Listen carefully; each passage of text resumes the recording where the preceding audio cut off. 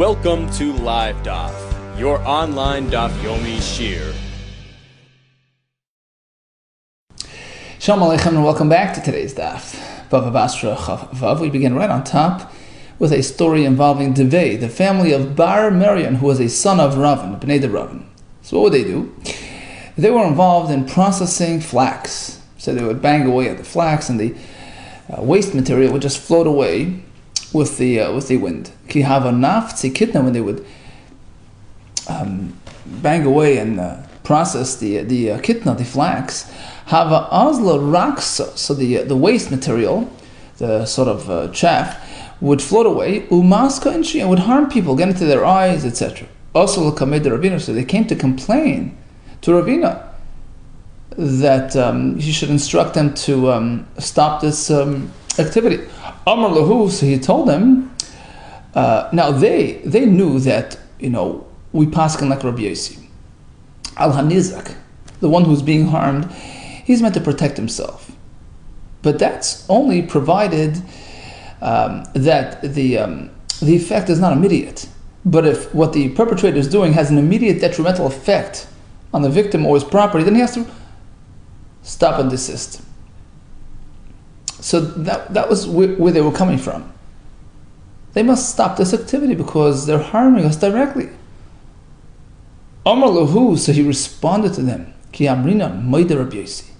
When do we say that even Rabbi Yossi agrees that the fellow causing the harm must desist from his activities? Begiri delay, that's pertaining to a case where has a direct immediate effect, like a person shooting arrows. That's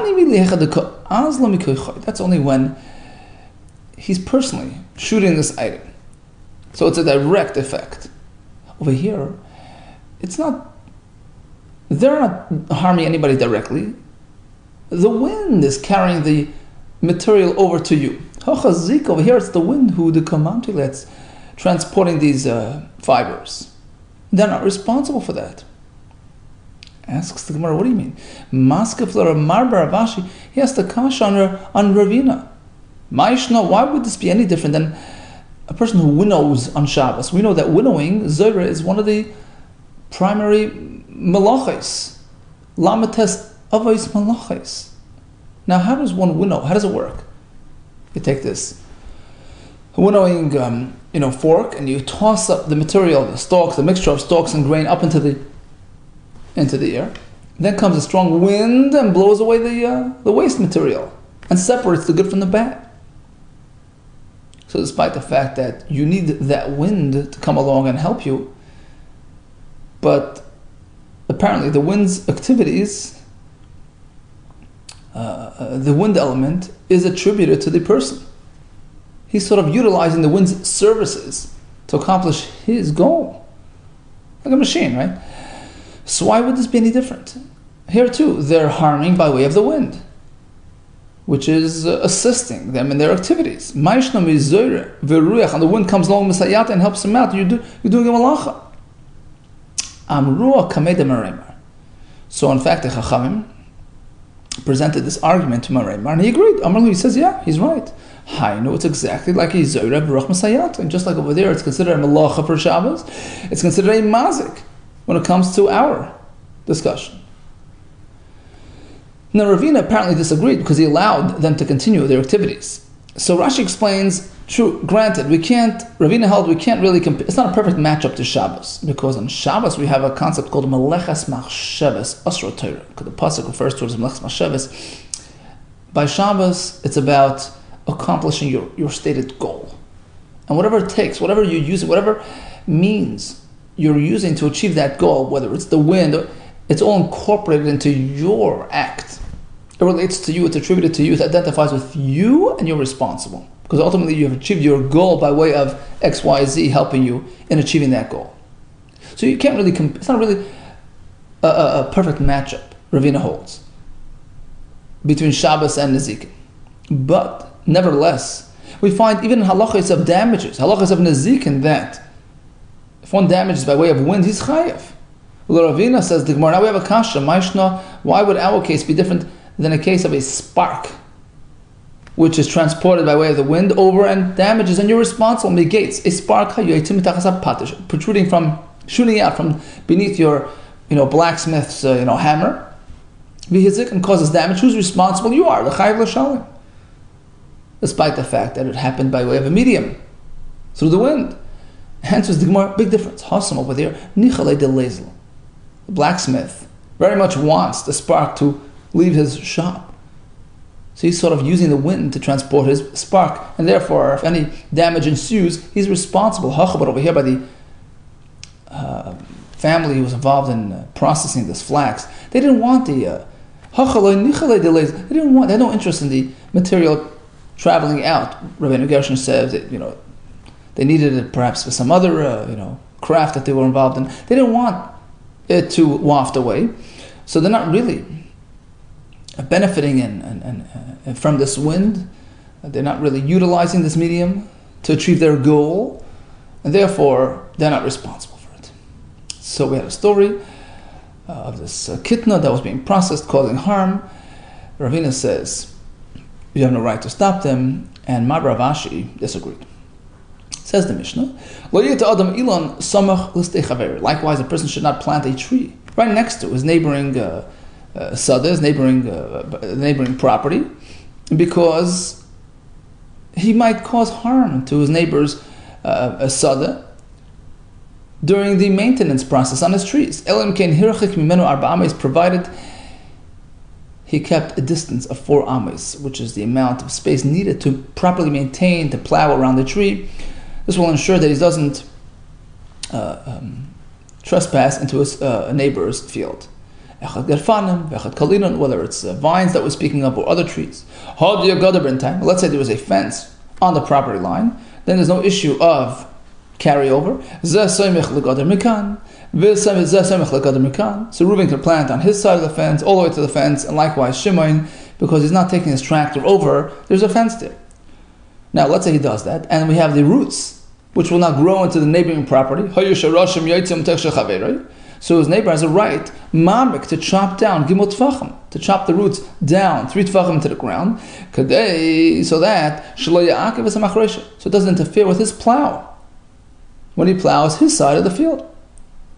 Let's say the neighbor, decides to dig a pit, a hole, some other. So now he can go all the way down, clip those roots, all the way down, as far as he needs, and the clippings belongs to him.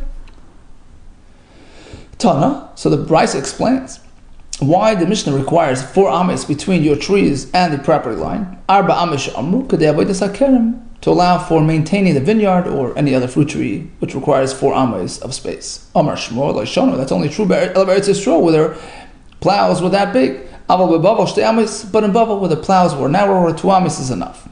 We find the same in a Brisa, which gives us a 2 amma distancing requirement. A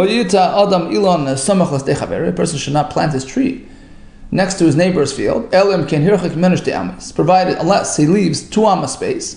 Says the Gemara, that gives us a 4 amma number. Apparently Shmuel is what we have to follow. That what? It depends where you are. Our Mishnah, which gives the number 4, is in Eretz Yisrael. The Brisa is referring to Bava. Shema Minah, that's a good proof. And some, the Ramil Amirmo, who had actually presented it as a stira, which Shmuel came to resolve.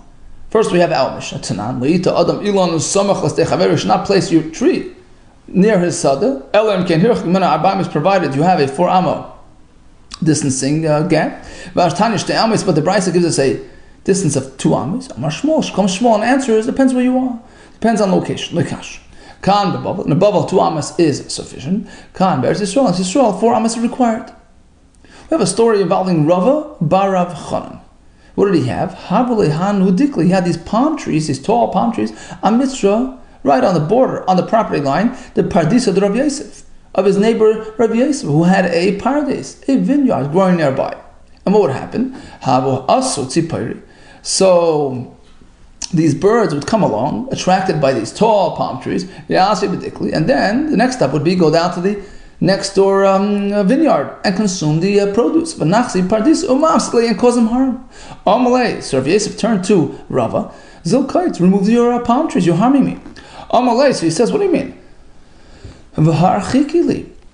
I've applied the 4 amma distancing requirement as per the Mishnah. You have no claim on me now. Amalesi says, yeah, that's only pertaining to neighboring when you plant near trees. When it's a matter of bordering vines, like in my case, you need more than 4 ammas. And Tosfos explains, that's only provided that he planted these tall palm trees, these mature palm trees, so that as he's planting it, he's really setting the stage for a serious harm that's going to be caused to the gefanim because of the birds that are attracted to the tall trees, etc. Says the Gemara, how can you differentiate between between regular trees and vines? Va'anan tanan, but our Mishnah clearly provides the number 4 amos, irrespective of what's being planted. Va'anan tanan, echad gefanim, echad kalilan, whether you're planting a vineyard or other trees. 4 amos is enough. How can you say it's not? Amalesi, he says, no. That's only when you're planting a fruit tree and I'm planting a fruit tree. You're planting a vine, and so am I. 4 amos is enough. But when it's an uneven proposition, you have trees which attract, those tall trees attract a lot of birds next to my vines, which are going to suffer as a result. We need more than 4 amos. So Rabbi says, look, I'm not going to argue with you, but I'm not going to be the one to chop off a fruit tree, which is not allowed. You know why? The Omar Rav says, Hai dikla the toin kappa, a palm tree which produces even a kav of material, may not be chopped down. And furthermore, Rav Chanina says, the only reason why my son passed away, my son Shichas, Bri, my son, that was his name. You know why he passed away? The cuts, because he did exactly this. He cut down teinasa, a fig tree before its time, while it was still productive. I'm not getting involved in this dangerous proposition. If it's up, if you're up to it, Lakers, you can remove the tree. Be my guest. I'm not doing it. And Tosfos says, what do you mean? We had sugyas, many mishnahs discussing a tree near a city, which has to be removed, a tree near a bur, which has to be removed. Why aren't we concerned about cutting off fruit trees? Tosfos says, perhaps those are speaking about non-fruit producing trees, but otherwise it's a problem. Continues the Gemara, it's another story. Rav Papa, what did he have? He had these palm trees growing on mitzvah Rav Huna b'Rav Yeshua, right on the property line of his neighbor Rav Huna b'Rav Yeshua. So one day he walks by, he notices that his neighbor's chopping off clipping away at his roots, which were protruding over the property line. He is digging and clipping off his roots. So Rav Papa turns to Rav Huna b'Rav Yeshua. What's going on? Amalesi says, what do you mean? The Mishnah says I'm allowed to do this. If your roots are growing into my property, right? I can go down 3 tefachim so that it doesn't interfere with my plow. Amalesi says, yeah, 3 tefachim, but you're going way deeper. That's true for 3 tefachim, but you're digging way deeper and clipping more. Amalesi says, well, guess what? I'm digging a pit, which I'm also allowed to do. I'm allowed to do that. It's not as the Mishnah says, right? If you're digging a pit, you can go as deep as you need and remove those roots and even keep the clippings. Rav Papa was sort of stumped. He said, I pick up my hands. I tried every argument that I could bring. I couldn't prevail. Until I came up with this argument. Rabbi Yehuda says, Meitzar, a border, a pathway, by Rabbim, which the public has become accustomed to using. So it's a public thoroughfare, even though it's really on private property. You can't interfere and remove it. So basically he's comparing it to our sugya. Here as well, I had a chazaka. It's been many years that I've been, the owner of this tree, which was indeed, its roots were indeed reaching into your property, but you haven't touched it. I have a chazaka, an established right. You can't just change the status quo. Now after Rav Papa left the room, Omar, so Rav Huna b'Rav Yeshua turned to the people around him and said, I should have responded to him. Why didn't I tell him? Well, yeah, you have a good argument. It's only within 16 amma of your tree. Rashi says the chazaka of the tree extends 16 amma because the yanika, the main sustenance, occurs in that circumference, 16 amma around the tree. So I can't, interfere with that area. But Khan over here, he was clipping roots which were beyond growing beyond 16 am of the tree, which no longer considered, the main source of its nutrients, and really that's insignificant in terms of this. It no longer relates to the tree to the extent that it can't. I have a full right to clip those roots. Kan chutz l'sheshes amma, which don't really provide the yanika, the sustenance to the tree. Continues the Gemara. Yaakov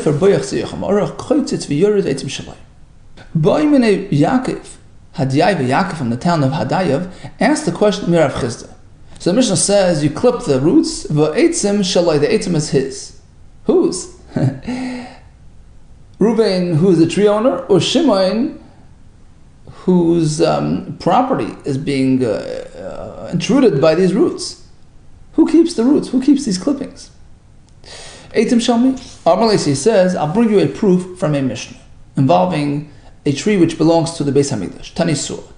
Sharasha ilan shel hedyot. Haboim b'shel hekdesh. So Reuben, a common person, has a tree growing right next to the property belonging to the Beis Hamikdash, and his roots are growing into the Hekdesh property. Loinen. So midrabanan, you're not allowed to have any personal benefit from those roots, which are now embedded in the Hekdesh property.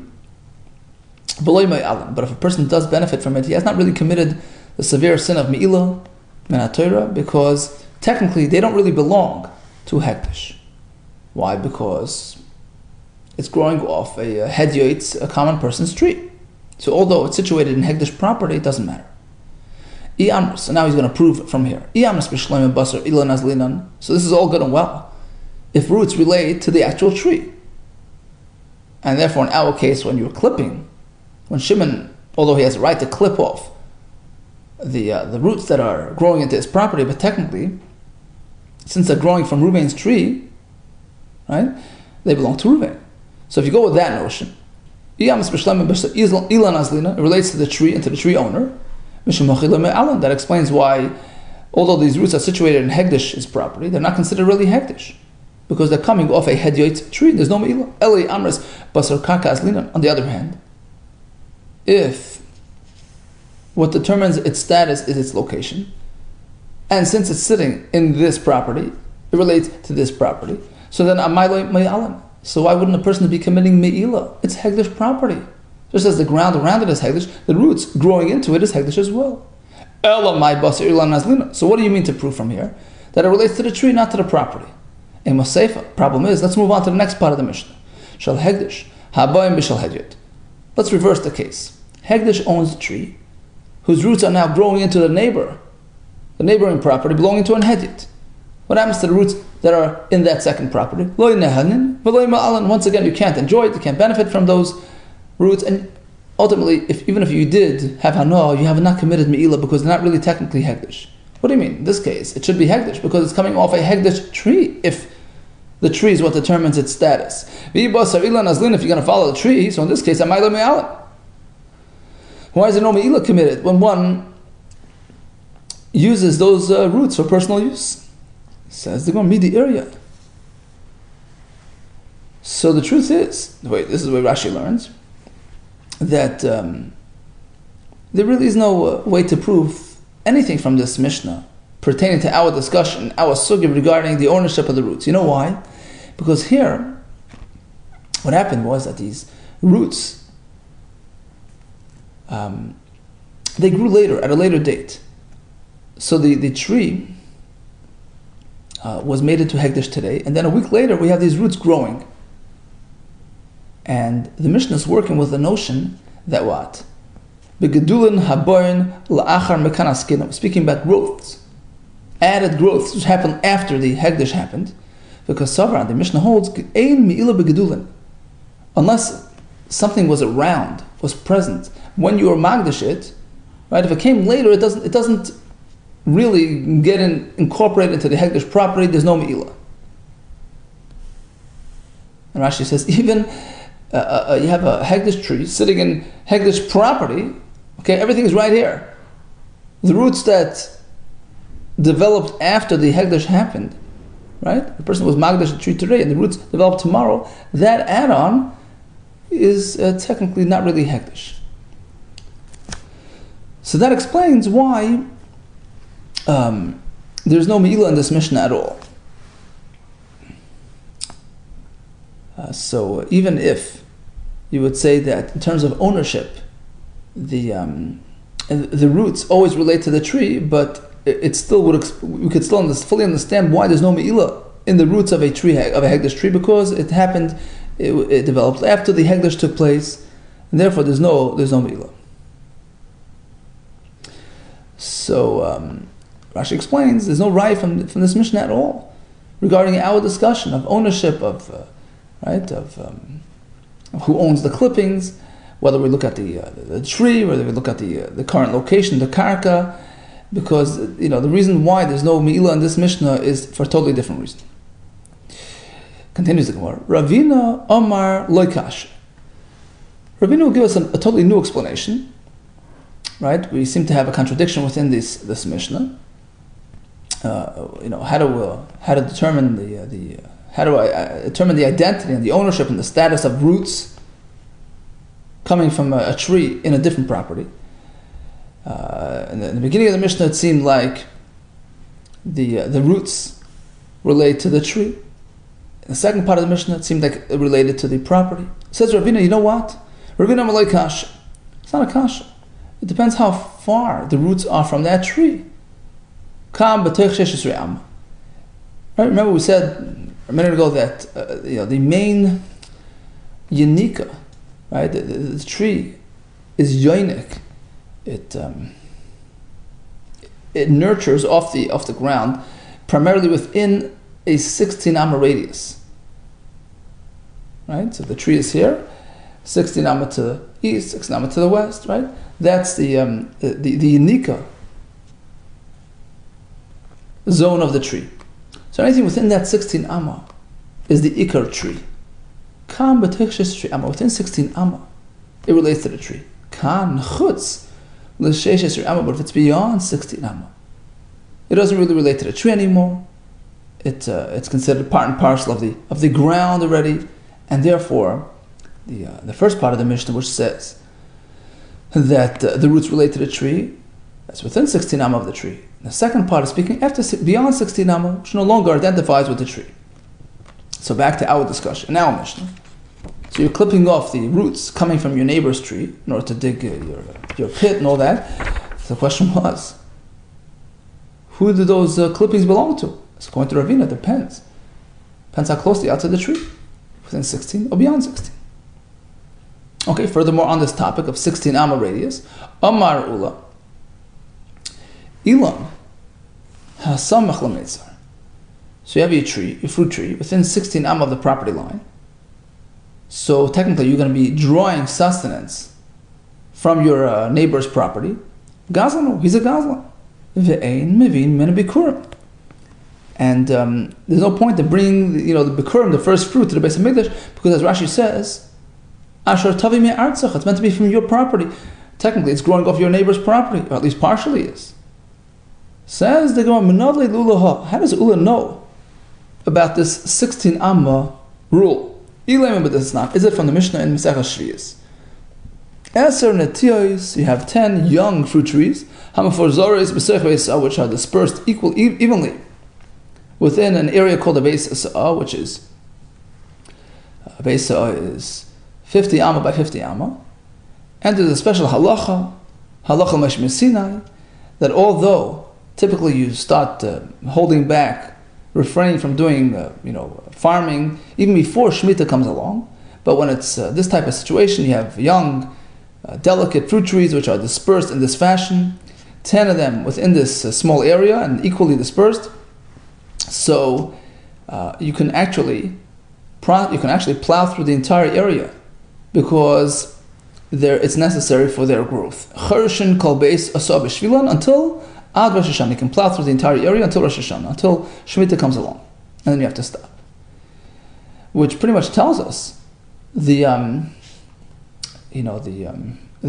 how far reaching the trees are, the saplings are, how from where they are yoinik, where their sustenance zone is. So if we have 10 of them in a Beis Sa'ah, let's break it down. Let's take a Beis Sa'ah and break it down to 10, which will give us a formula, which will show us how much space a tree is yonik from. Kama havalu, trei alfen v'chamesh mia garmidi. So 50 by 50 saw, right? If you would sort of slice it make it into a long strip of 1 amma wide, it would be 2,500 amma, right? Because 50 by 50 is basically 2,500 square amma. Okay, so now you have trei alfen v'chamesh mia garmidi, 2,500 amma, which is serving 10 trees. How much per tree? How much is each tree being yoinek from? L'chol chad v'chad, kama matilei. How much per tree? Masan v'chamshin, 250. So that's how much a tree is yoinek from. That's how much a tree draws from. So could that be Ula's source? Says the Gemara, 1 second, but the numbers don't add up. Because Ula's area is much bigger than 250 square amma. Halay haved the Ula. And Rashi explains, because the Ula told us that a tree is yoinik 16 amma on each side, which ends up being a diameter of 32. And Rashi says, if you break it down into square footage, you're going to end up 1,024 square ammas, which is way more than 250. So we're seeking a source to Ula's idea that a tree is yoinik in a 16 amma radius, a total of a 32 amma diameter. And we're going to attempt to bring another raya, as we're going to see B'ez Hashem tomorrow. Okay, so in summation, we learned about the story of the indirect damages. We learned about the tree near the Sada to leave for the maintenance area. We had these stories with the neighbors who had issues with the vines and the palm trees. And then we discussed the status of roots. According to Ravina, it depends how close to the tree. 16 amma is the makam yunika of the tree, which leads us into Ula's halacha, that in fact, one who has a tree within 16 amma of his neighbor has issues regarding gezel and bikurim, and we're trying to find a raya to this idea that a tree is yoinik 16 amma all around. All the best to you, and atzlacha.